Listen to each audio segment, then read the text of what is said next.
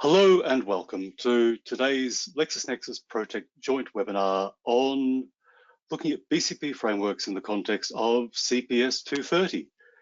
Next slide, please. My name's Michael Nelson. I'm the Senior Product Specialist for LexisNexis Regulatory Compliance, and today I'm joined by my good friend and colleague Michael Howell, who, as you can see, is the Senior Manager, Research and Content for Protecht. If you'd like a little bit of information about either or both of us, you'll see a couple of QR codes next to our titles. Feel free to look us up on LinkedIn, and if today's webinar poses any questions that we don't get to at the end, please feel free to reach out to us directly. Always looking forward to hear from people.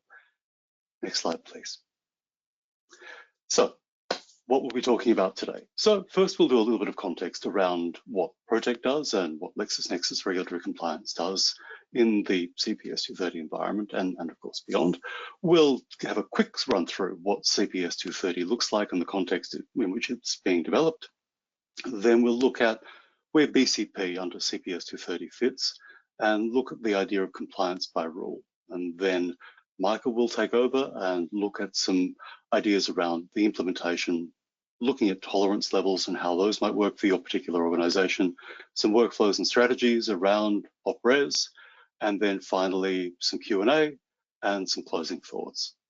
We should be done, next slide please, in between 45 minutes to an hour, depending on how in-depth we get into particular areas and how many questions we get from you. Throughout today's webinar, there'll also be some polls so we get a sense of where you're tracking when it comes to BCP implementation according to CPS 230. And of course, as you can see on the screen, scattered throughout today's demonstration, there will be QR codes again. There'll be supplementary material that will hopefully get you a little bit closer to what BCP looks like and where CPS 230 is going. Some resources from both LexisNexis and Protecht as well. So finally, sit back, relax, enjoy the webinar. I hope your morning has been peaceful and quiet. And I hope today's webinar is insightful and interesting. Now, first, I'll pass you back to Michael and we can talk about Protecht. Thanks, Michael, and pleased to be here and discussing this with you today. So Protecht has been around for over 20 years, was created by two ex-chief risk officers who asked the question, surely there's got to be a better way of doing enterprise risk management.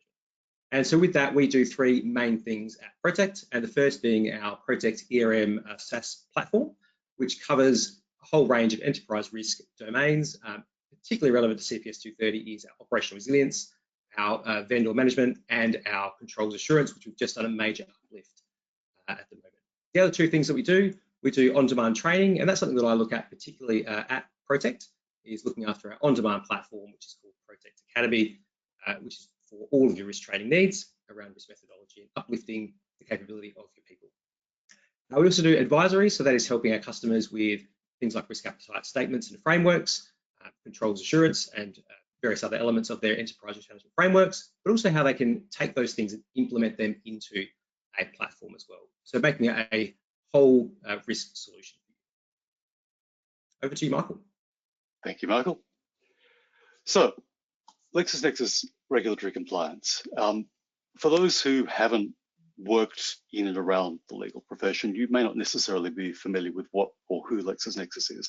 We've been around for the best part of 200 years in various guises, and for the bulk of that period, we've been working with the legal sector, looking at providing easier ways for lawyers around the world to better service their clients, whether it's commentary around legislation, whether it's commentary on case law, whether it's some of the new AI developments that we've built into a new product called Lexis Plus.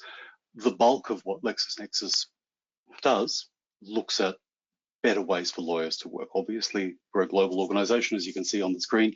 We do an enormous amount of other things, but primarily that's where certainly the LexisNexis Regulatory Compliance solution sprang from. And as you can see on the screen, one of the key drivers behind what created the LexisNexis Regulatory Compliance solution is reg change. Every year, there is roughly, in Australia, about 5,000 individual legislative and regulatory reforms across the country. So the numbers you see on the screen just relate to amendments or new legislation whether that's acts or regulation, and that leaves aside all of the other supporting and ancillary materials that regulators post.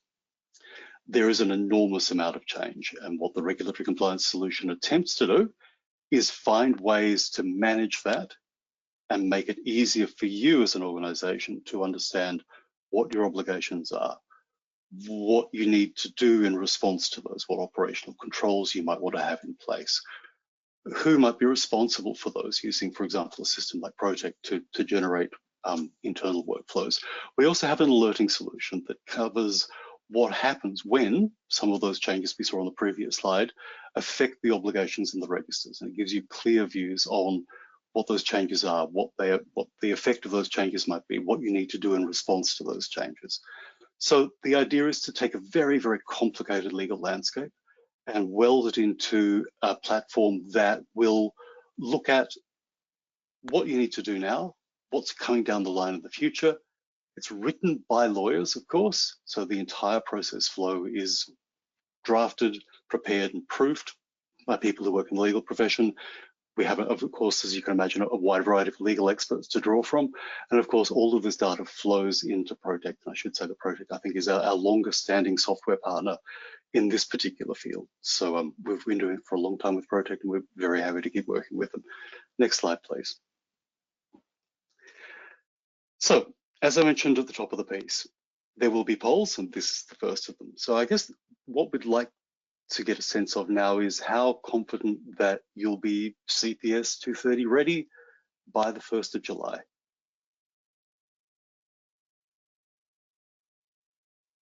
Give people about 10, 15 seconds in case you're on the fence about things.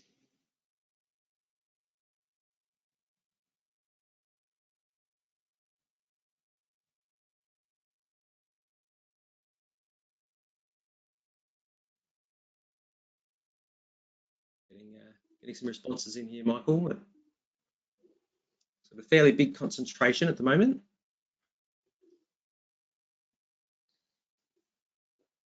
Okay, so we've got the biggest concentration in mildly confident, with a handful super confident, and about 20% needing some assistance, and a couple had alarm bells. And I think this is a bit of a shift, I guess, this mildly confident. I remember back 12 months ago, there were APRA were saying, you've got 17 months and you're running out of timeline already, because they'd already pushed out some of these initial deadlines. So I think this mildly confidence probably been a bit of a shift over the last 6 months, probably as project teams, get up and running, and this probably this latest 6 months has been where a lot of effort, I think, has been spent. Any extra comments from you, Michael? Yeah, no, and I think that's right. I think that it's one of those fascinating pieces of regulatory reform that, on the face of it, can look relatively straightforward, and then the closer you get to it, the more detail you see, and then you go from being, this should be straightforward, to, goodness, this is a little bit more complicated than I thought, to, goodness, this will take longer and we'll need more resources than we previously thought of. So to be where we are now, with, I think, 60%, 6 in 10 people on the call who've responded being mildly confident, I think that's probably better than I was expecting, given some of the comments that we get from customers when we're talking about our solution. So, this is good to see, encouraging signs. APRA will be delighted. Now, let's start with a very, very global view about CPS 230 and what that looks like. Next slide, please. So, for those who remember, back in 2021, there was a push by APRA to look at the prudential architecture for the regime for those organizations who fall under their particular aegis, that looked at ways to create an environment that reflected what was happening out in the real world. So putting together a set of legally binding prudential standards, reporting standards, providing supporting guidance, with the aim of making it clear, simple, and adaptable. Those changes form 5 pillars. So 4 of them are generally appropriate: governance, risk management, which is obviously where CPS 230 and 234 fall, recovery, resolution, and reporting. And then, depending on which industry you're in, if you're banking and finance, obviously financial resilience is where you'd look. If you're in super, business operations. But this is the framework that APRA is looking to create that will allow organizations to move confidently into whatever the world looks like in 2, 5, 10 years' time. Next slide, please. And what's interesting about particularly things like CPS 230, to a lesser extent 234, is that they fit a pattern that we're seeing globally around regulatory change that doesn't necessarily look at pinpoint elements of, are you doing this, are you doing that? And it's much more about cultural uplift. It's a whole of organization change in a way that is attempts to break down the silos that inevitably form when you get large organizations. So when we look at things like the COFI regime in New Zealand, although that's been sort of subject to some change in debate of late with the change of government, things like the FCA's Code of Conduct in the UK, looking at corporate responsibility due diligence in the EU, and strangely, although it kind of makes sense, ESG in the Australian environment. Of course, I'm sure everyone on the call will know that earlier this year, the Australian Accounting Standards Board released S1 and S2 around the voluntary and mandatory reporting codes around ESG.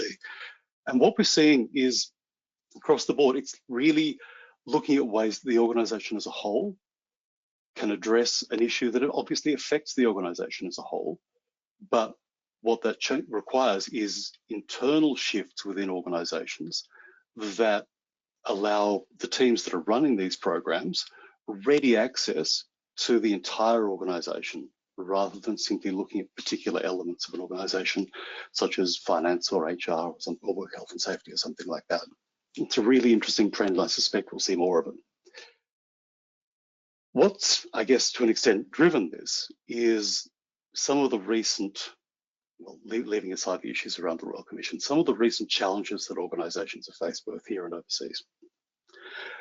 What we're trying to engender is, between CPS 230 and 234, the notion of operational resilience. Now, as you can see on the screen, according to APRA, operational resilience refers to how well you do when what you do might suddenly be forced to stop, whether that's some sort of cyber breach, whether that's supply chain disruption as a result of conflict somewhere in the world, whether that's a pandemic like COVID, or potentially, you know, what might come out of something like mpox or bird flu in the coming years, fingers crossed.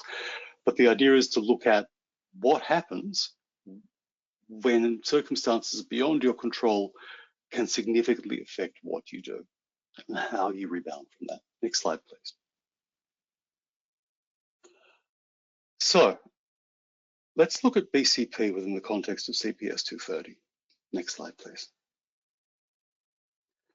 So in the event that worst case scenarios appear on the horizon, what BCP in the context of CPS 230 is designed to do is to allow you to bake in that resilience that APRA is looking for, such that you've got a clear sense of who's responsible in the event of worst case scenarios.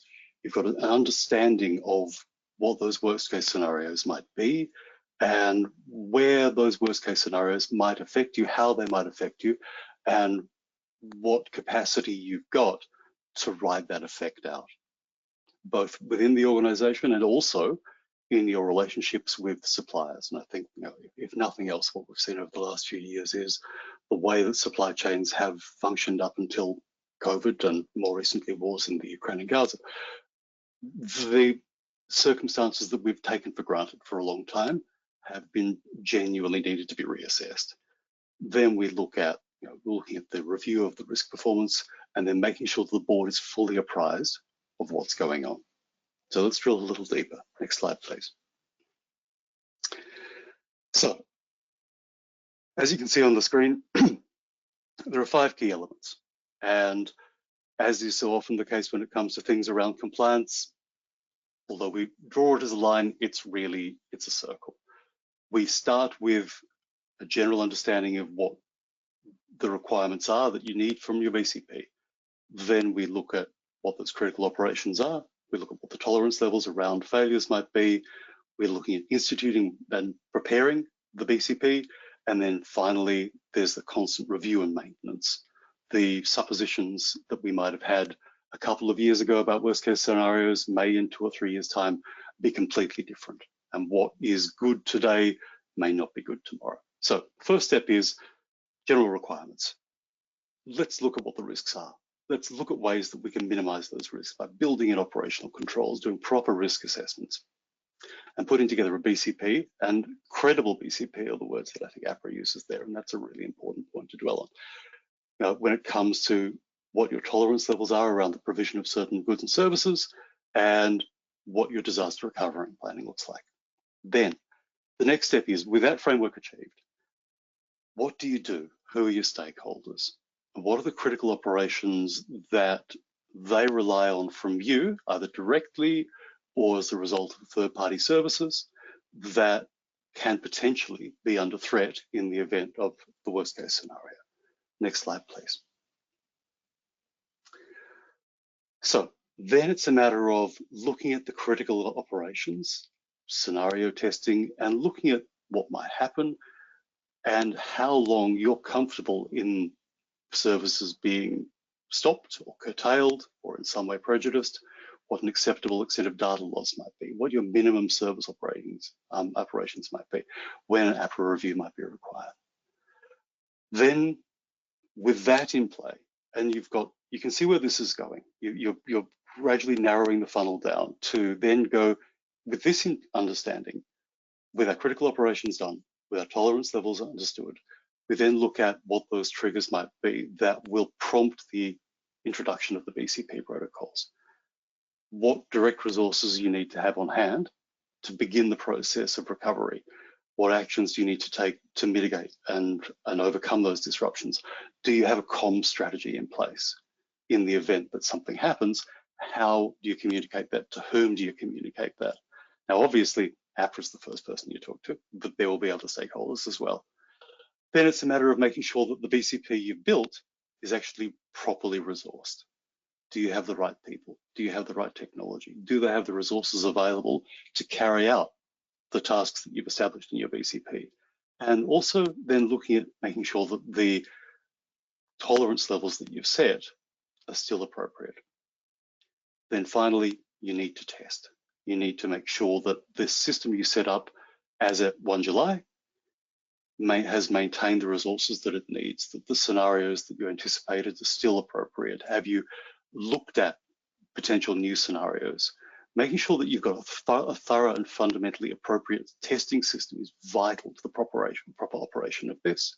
And then making sure that you've got a separate internal audit function that reports to the board, that checks your work to confirm that the efforts that you've made in this regard are appropriate for the organization that you work with, and the board can be pleased when they hear that you've done an amazing job. Next slide, please. So with that covered, the next thing to look at is, given what we've just discussed, where are you at in that transition from what might be your old BCP regime to one that might be appropriate for CPS 230? And we'll give people about 15, 20 seconds to answer. While our audience are going through that, Michael, so I just want to pick up on one thing you mentioned, particularly around looking at the global regulations. And I think we're looking at a lot more principles-based regulation. As you said, it's not, here is a roadmap of every single thing that you must do, but it's taking some of those more broader principles-based approaches, which means that organizations can and in fact need to identify how they're going to actually meet some of these obligations. Yeah, and I think that's an important point, because adaptable is one of the 3 key elements of what APRA is trying to do with modernizing the structure. And what might be appropriate for a small community bank may be desperately inappropriate for a massive super fund. So it's a matter of scaling and taking that catchphrase, reasonable and appropriate steps. Those steps will vary. Now, I think I might have one of my answers cut off here. I do have 2 defining tolerance levels, so I can't distinguish between which are in progress and which are in complete. Apologies.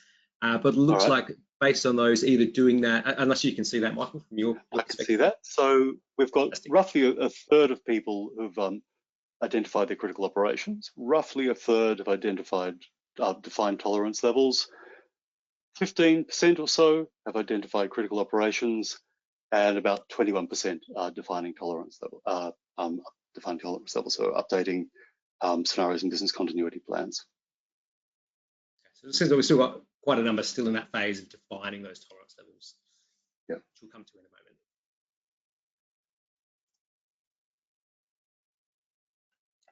So I'll start looking a bit more deeper now into how we can then implement some of those tolerance levels that Michael has just covered. So I do want to start with the timeline that APRA put out when they released the CPG 230 guidance. I believe it was back in June last year. So they laid out this timeline for where they kind of expect people to be. Now, you don't need to be compliant with the regulations until the 1st of July, but a bit of a roadmap to suggest where you probably should be on this journey. So we're now around the middle of that timeline where APRA expects entities to be positioned to set their tolerance levels. So if you have already done this process, maybe some of the things we cover here might cause you to perhaps review or tweak some of those. And if you haven't got there yet, then hopefully you'll find some of the information we're about to share useful. I might also add, I can see we're starting to get a couple of questions come through. Please add your questions to the box. We might cover some of those on the way through, or we'll pick them up at the end. So I have shoehorned in here the submission of the Material Service Provider Register, which was released recently by APRA. Now, it does require you to include your critical operations and the tolerance levels as part of that register. And the reason for that becomes pretty obvious when you consider that to understand your material service providers, as Michael said earlier, you need to understand your operations. You need to know what are your critical operations, what are the tolerance levels that you set for those, and then which of your material service providers support those and need to help you meet the service requirements of your customers. So thinking about those critical operations, we break this down into what we call the vertical and the horizontal view. And in the past, quite often we've seen business continuity plans or particularly business impact analysis being done at that business unit level. But when we think about critical operations, they need to take that end-to-end view. So that end-to-end view really needs to considers services that might cross business unit lines. They might cross the whole organization from the end-to-end process and service that gets delivered to your policyholders, beneficiaries, depositors, stakeholders, and customers. Now, if you've been doing BCPs or BIA at that business unit level, there might be some parts of the process that get handed over to a different business unit on the way to delivering that full service to the customer. And maybe there are some of those handover points that might get missed along the way. Now, when it comes to CPS 230, you need to be assessing your ability to meet critical operations and their tolerance levels, not at an individual business unit level, or a process level, but at that whole end-to-end value chain. And we'll come back to that a little bit at the end. So it needs to cover this lens of looking through the customer lens. And that may be a bit of a shift for some organizations as well. So I'm going to frame these up with how we typically have seen a lot of business impact analysis or risk assessment scales that we see. They may have a category for the customer, but it might be articulated something like what we're showing here, that we'll lose some percentage of our customers if this happens, or this level of disaster would occur. There might be some financial impacts to our organization. We have to remediate to customers, either put them back in the same financial position or compensation claims, the value of the organization. These are all internal measures.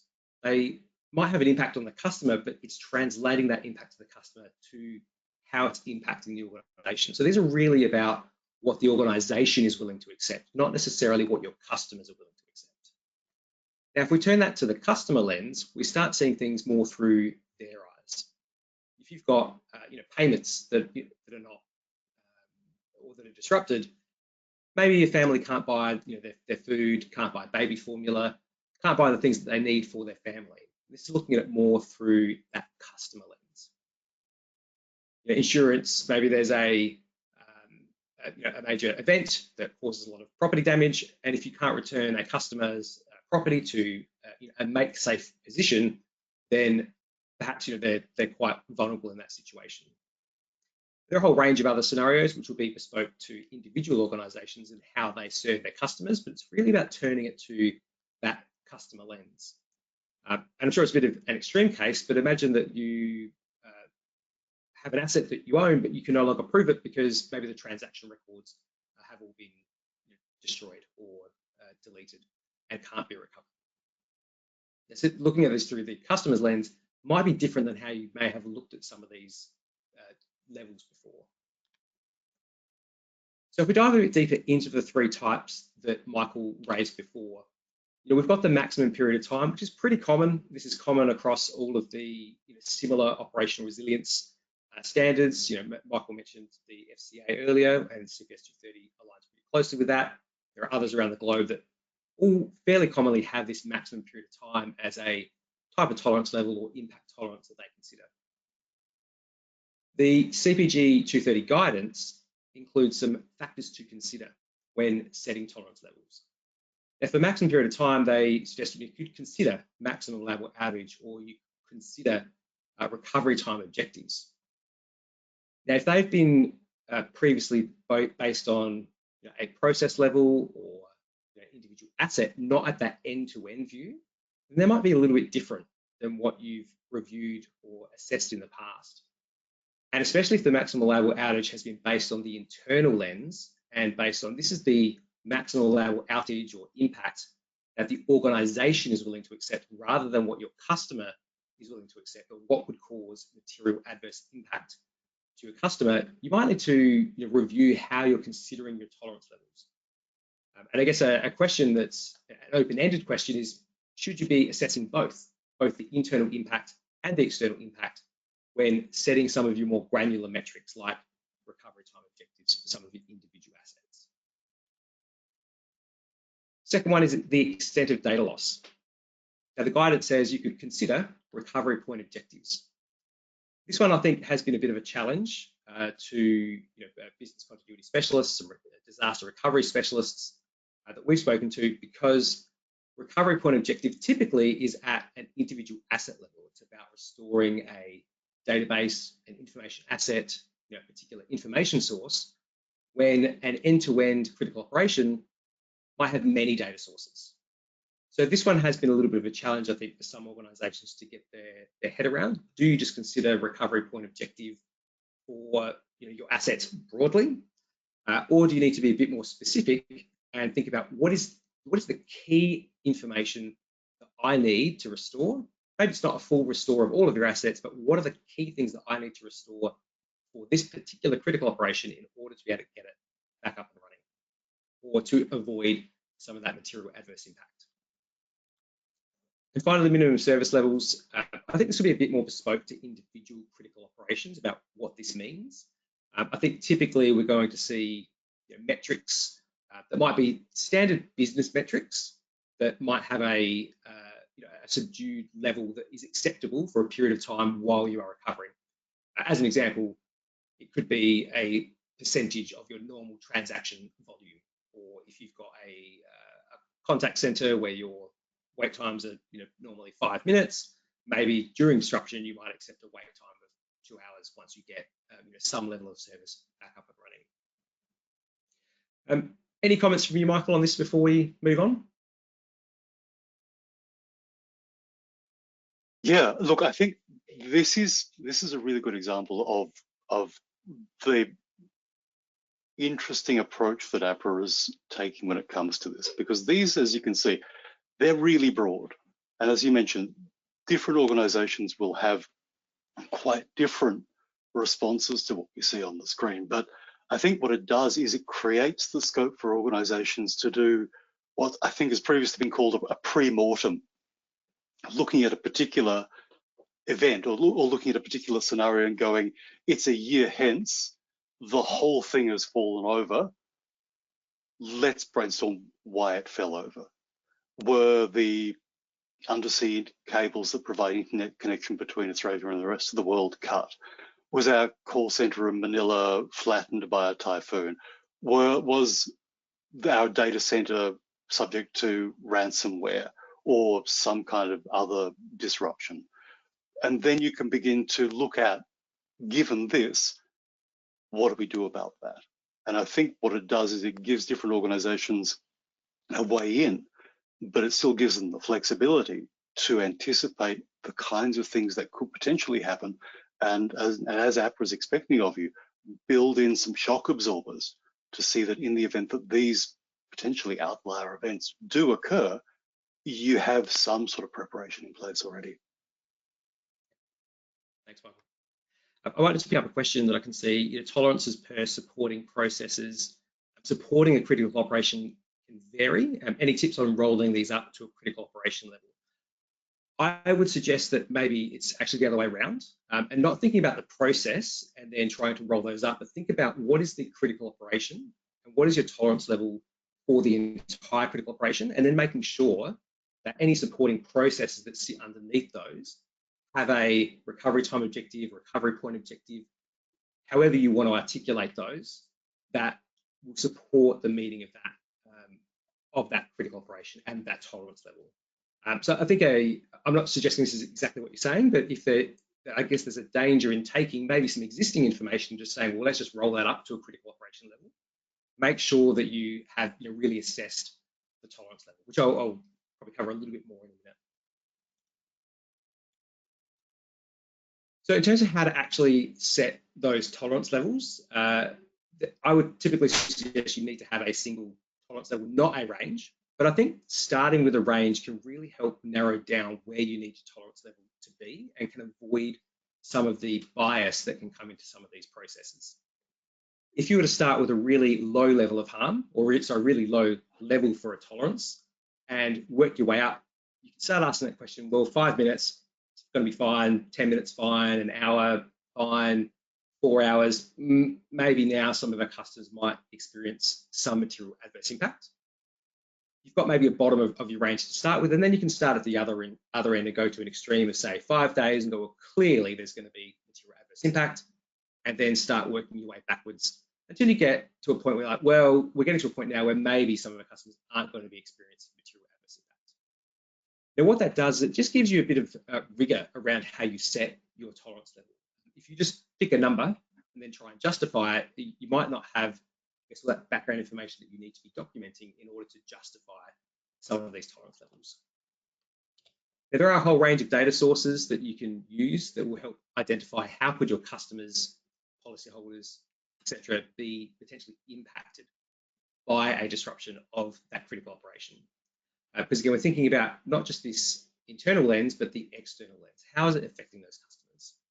Now, I won't read through all these, but you've obviously got a lot of information already as part of your risk assessments, business continuity planning under CPS 232, and various other assets that you have that might inform how those customers being impacted.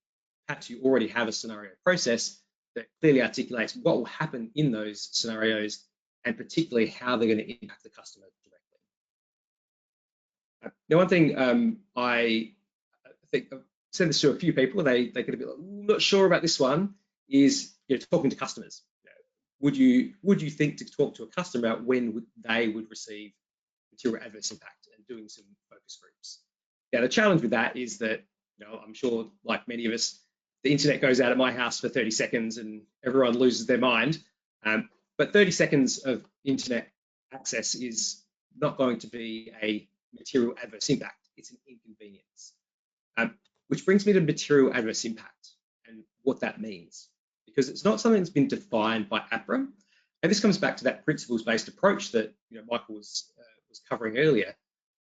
There's not this is how you must assess material adverse impact. We did some training on CPS 230 back in July. At that time, 53% of our training group had not defined material adverse impact. And some of them were already on their way to defining their tolerance levels, but hadn't actually defined what material adverse impact meant. So it may have meant that individuals in some of those workshops they were running might have had different views on what material adverse impact is. So I've been leaning on the concept of intolerable harm, which does come from the UK operational resilience rules, which CPS 230 is fairly closely aligned with. Now, this doesn't mean that this is the perfect answer, it is just an answer for how you could consider intolerable harm or material adverse impact. So they consider that to be harm that customers couldn't easily recover from, And if you're able to return the customer back to their previous position, there's a reasonable chance that that's more like an inconvenience. Absolutely, they're not going to be happy about it, but there hasn't been this longer term material adverse impact. You need to think about your customers who are potentially vulnerable, because they're the ones who may be impacted first or the most, and you should probably be setting your tolerance level based on the group that will be impacted first and foremost. Now, on top of that, though, you also need to consider non-financial impacts, which is where things can become a bit trickier, because you need to think about not just, well, we could always throw money at the problem and return the customer back to their financial position, but if they're experiencing some form of emotional trauma as a result of the disruption, you also need to consider that when assessing these tolerance levels. Now, breaking that down into more the specifics of the 3 different types of tolerance levels and the things you need to be asking when you're workshopping some of the tolerance levels that you're looking to set. What is it that your customers are going to be doing during that disruption? Is there something else they can do to prevent some of that material adverse impact? Now, one word of caution, if your answer to this question is, well, there's other organisations in the market that offer what we do, consider a scenario where the whole supply chain is disrupted. As an example, it might not just be you that's disrupted, but other people who also provide a similar service. So you need to consider some of those in your business continuity planning and setting of your tolerance levels. And as I mentioned before, how might they be impacted beyond that financial? Is there some form of emotional impact or other impacts that you might need to be considering during that process? In terms of data loss, I'm going to go back to that internal versus external lens. There might be data loss that actually doesn't impact the customer a lot, but it might cost you a lot to reprocess. So you might want to consider those distinctions when setting your tolerance levels.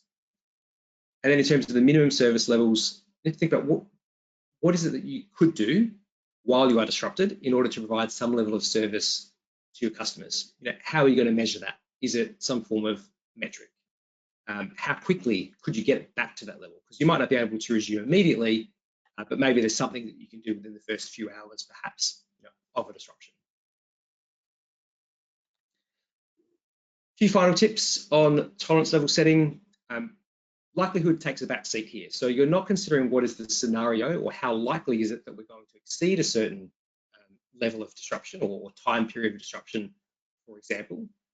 It is all about the scenario itself. You have to assume that you are disrupted. How long could you last before there's going to be that material adverse impact, or how much data could you lose? Shouldn't be considering your capability to manage the tolerance level. If you have decided what your tolerance level should be and then determined that actually you don't have the capability to do that right now, that's not a reason to start shifting it in a different direction. Clearly, you've defined it based on material adverse impact to your customer. And similarly, it's the same for the cost to meet the tolerance level. Unless it is obviously going to cause you to not be able to operate, the cost to meet a tolerance level shouldn't be factoring into how you set that tolerance level in the first place. Now, if you don't have the capability to meet your tolerance levels that you've set by the 1st of July, that's likely to be something that you will need to report to APRA as a material weakness. So I do want to bring that back now to scenarios. So we're setting these tolerance levels, but what are we setting them for and how are we going to assess those? Now, I am a self-confessed risk nerd and I love section 27B of the standard, where it talks about setting critical operations and understanding what are the processes to support those and what are the resources, so your technology, your systems, your people, and how do all those things interrelate. If we take the business continuity plans, typically they've been testing recovery time objectives, recovery point objectives, and assessing whether you can recover some of the resources that you have. Those resources supply or support your processes, which then allows you to validate your maximum level outage. Now, one of the things Michael mentioned earlier and focused on was the credible BCP. So when you bring in a scenario, the scenario might affect certain resources and knock them out or make them unavailable or impair them in some way. And yes, you absolutely need to test your BCP in relation to those. But a credible BCP also needs to actually survive the scenario itself. So there are examples where entities might have had a business continuity plan, might have been well tested in a, shall we say, a sterile kind of environment, but once it was actually put up against an actual scenario, a real life event, certain things might have failed and didn't succeed. So the purpose of testing your business continuity plan in a CPS 230 world is not just to validate RTOs and RPOs, but are you able to meet your tolerance levels for the critical operation as a whole? So it might be that you actually failed to meet some RTOs because they should be less than your tolerance levels, but it's really the tolerance levels themselves that you really want to be testing.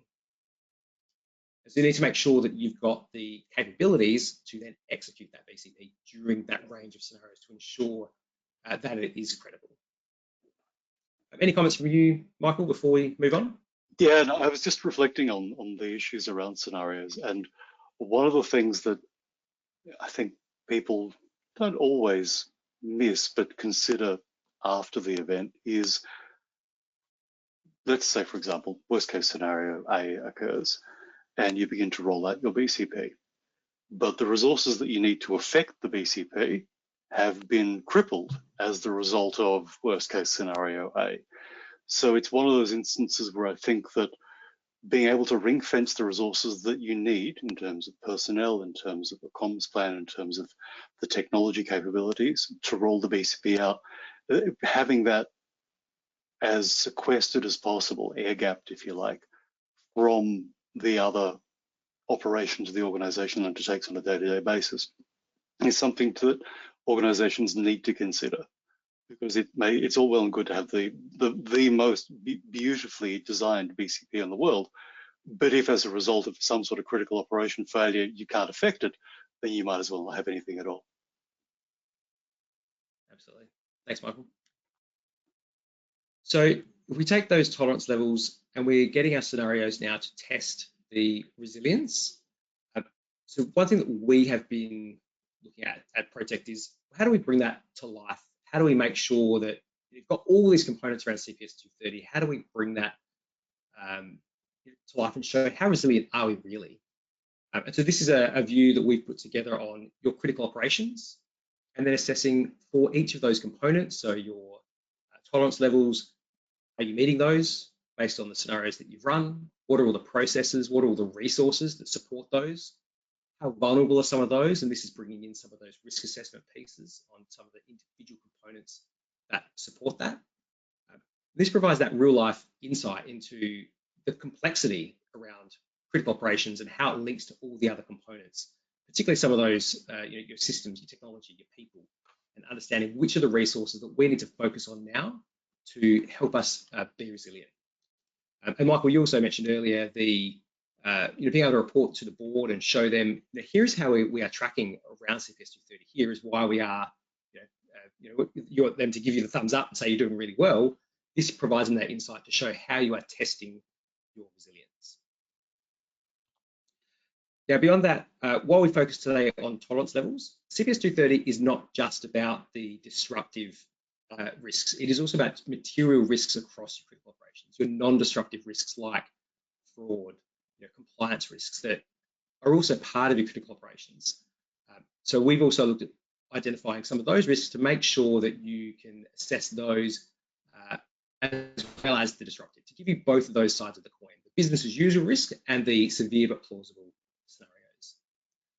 So that's a really detailed view of the, how you can meet some of the obligations of CPS 230.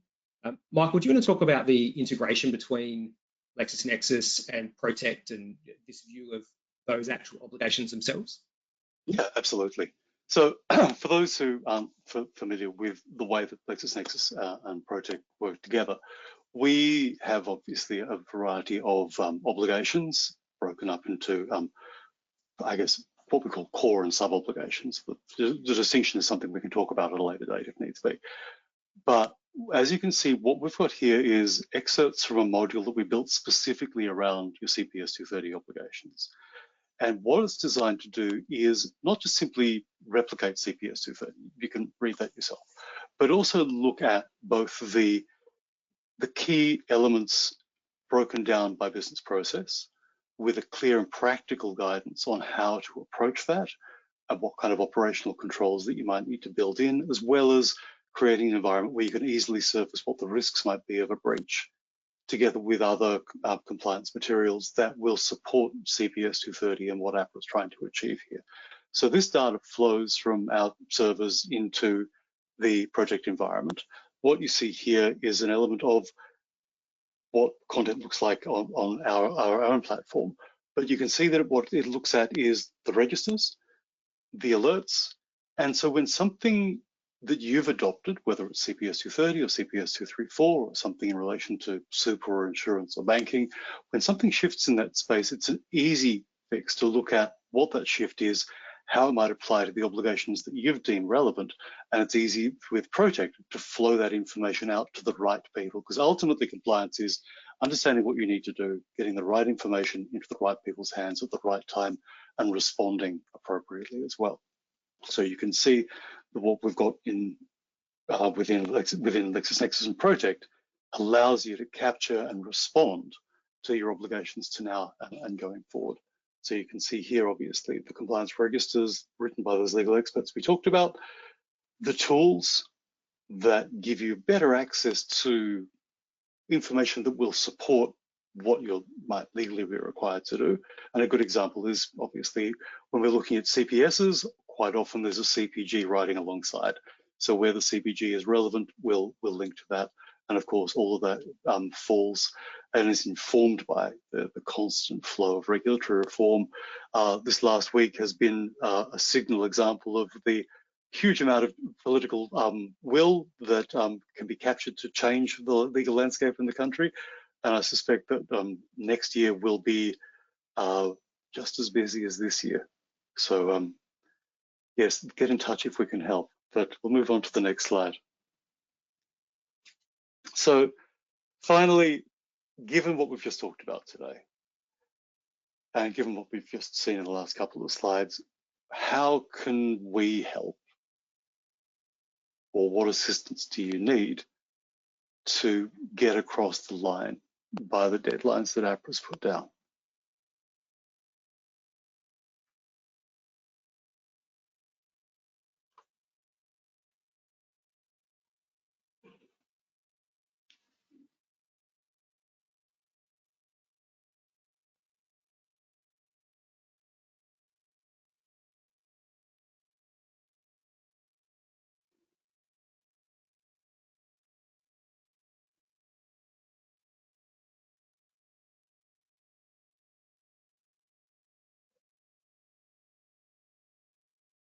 I have to say I'm heartened by these numbers, although it might seem counterintuitive, but the numbers that I'm looking at, roughly 4 in 10 of people who've responded are not looking for any further assistance in this space. And if that's the case, then that's fantastic, because I think that we've been on the path for CPS 230 for a while, and if you're feeling confident that you can achieve everything that you need to with the resources and the time you've got, that's fantastic. As you can see, Michael, the rest of the breakup falls roughly between around probably 2 in 10 for advisory, 2 in 10 for ERM solutions, and 2 in 10 for external risk and compliance guidance. I think so obviously people, I'm very biased, Michael, but about your GRC and ERM systems, I think one of the things that's really shone through for me, over the last 12 plus months is this requirement for, through CPS 230 is not to consider things in silos. And there's been, I think, a strong message from APRA that it's not just a matter of controls in your operational risk profile, material service providers, and business continuity. I think it's been very clear that they're saying you need to be thinking about all these three things together.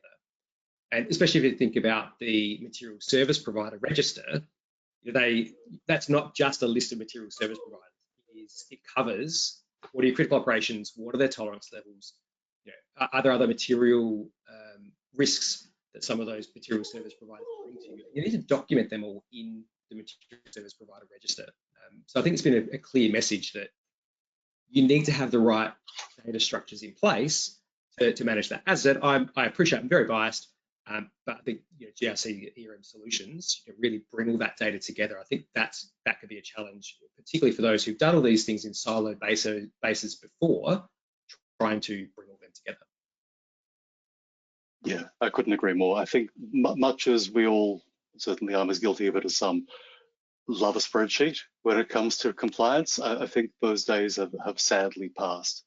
And the sheer scope of what's required of organizations and the rate of change that organizations face and the resources that they need to leverage across the entire organization to bring certain elements of the regulatory and legal reform into effective view require something that does a lot of the heavy lifting for you, which is why Protecht are as good at what they do as they do, and why the LexisNexis regulatory compliance solutions proving to be a popular option. Now, then Michael, you go, please. So that moves us to our Q&A. So I'm not sure if you already have grabbed any out, Michael, that you've seen on the way through that you want to pick up or throw at me. There are a few, and for those who raised queries about the audio, I'm very sorry.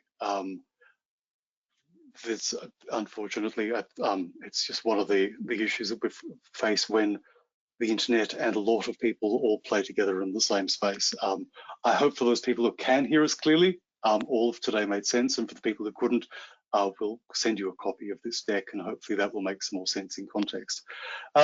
One question is this an assumption that key data elements are identified prior to scenarios? And what guidance would you recommend for organizations that are not subject to CPS 230, but have contacts nonetheless in the same space? Apologies, Michael, were you directing that to me? Yes, I think so. Yep. Sorry.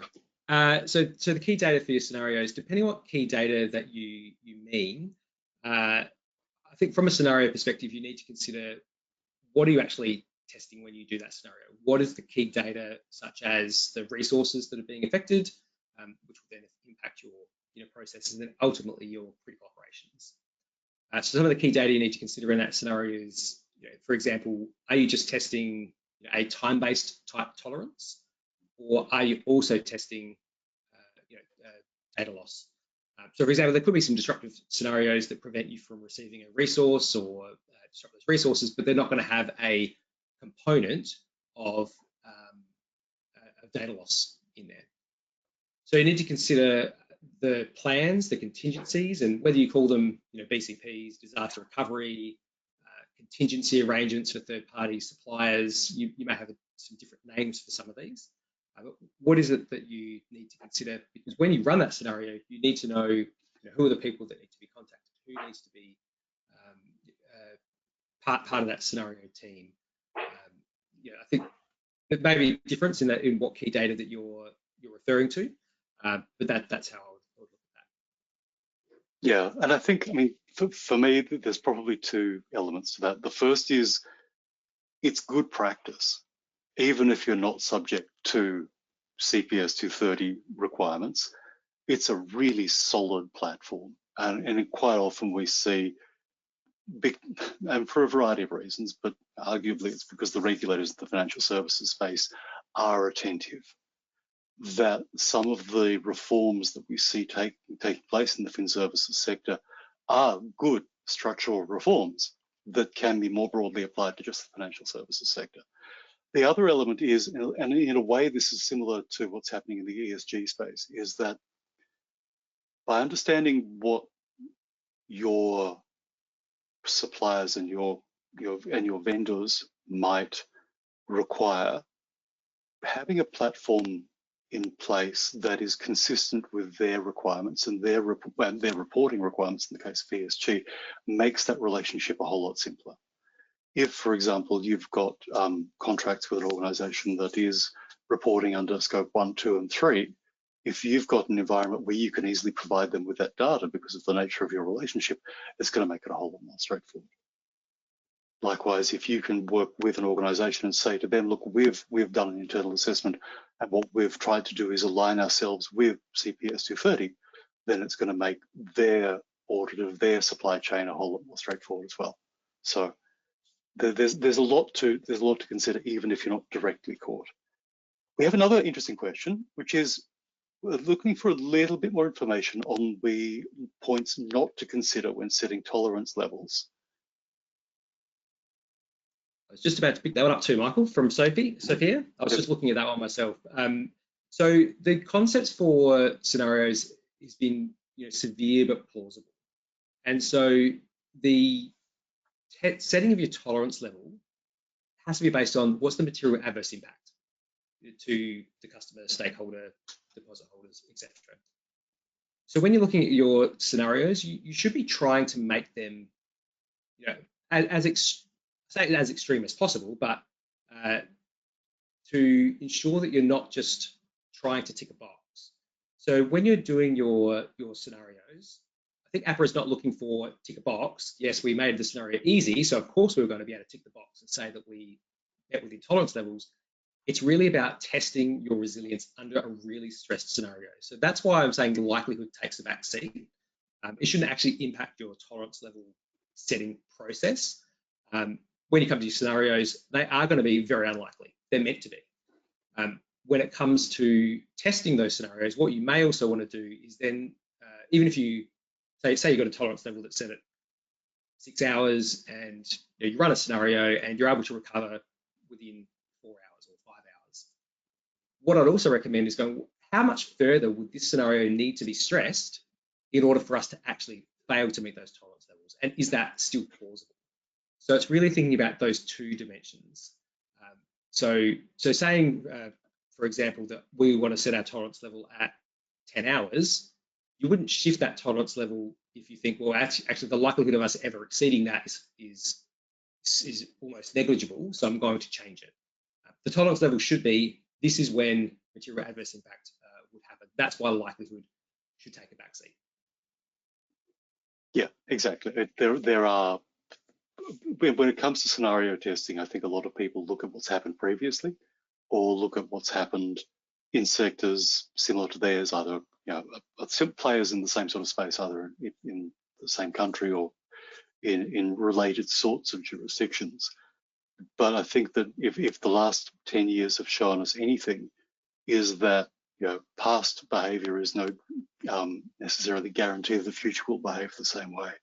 So it's always worth exploring worst case scenarios that might have potentially have affected organisations in other jurisdictions, in other sectors to yours, because it may very well at some point affect you. Well, I think we've got time for one or two more questions, probably one. This is an interesting one. So max data loss has been a difficult concept to relay and explain to shareholders. Do you have a good example of or the methods to bring this to life in conversation? Yeah, I think you're right. It has been challenging. Which is why I was making that distinction between recovery at the asset level and then at the critical operation level. So I think it's about thinking through the critical operation as a whole. What are all the different data sources that you have? And you may want to articulate the specific types of data that support that critical operation. So there are going to be lots of different types of data that you need to restore or use to have that critical operation be served business as usual. But is there something that's really critical? So are there things that maybe you don't need to retain or don't need straight away? And those are the ones where you need to focus on the data that you need and setting a descriptor around this is the data that must be restored. A tolerance level for these is X, and then that should be supported by some of those recovery point objectives at that more granular level. Yeah, hopefully that gives you a little bit more to bring into the conversation. Look, that brings us to the end of today. Obviously, there are a couple of more QR codes on the screen. I believe we'll be sending a copy of this deck out after the event. But I'd just like to thank everybody for your attention, your enthusiasm, engagement, and the fascinating questions that we got at the end of the piece. I hope today's been useful. Michael, thank you as always for your insight and wisdom. It's always a pleasure doing these sorts of things with you. So thank you again for the one last opportunity before the year wraps. I take this opportunity to, again, thank you all. I wish you all the very best for the holidays that are coming. And if you have any questions about how either LexisNexis or Protecht can help you in your endeavors, we look forward to hearing from you. Likewise, Michael, and thanks to our audience. I would also just ask that you stay on the line after we end the webinar, just to answer a quick poll at the end. It helps us understand what you like about our content and help to deliver awesome content for you next year. Thanks, everyone. Thank you all.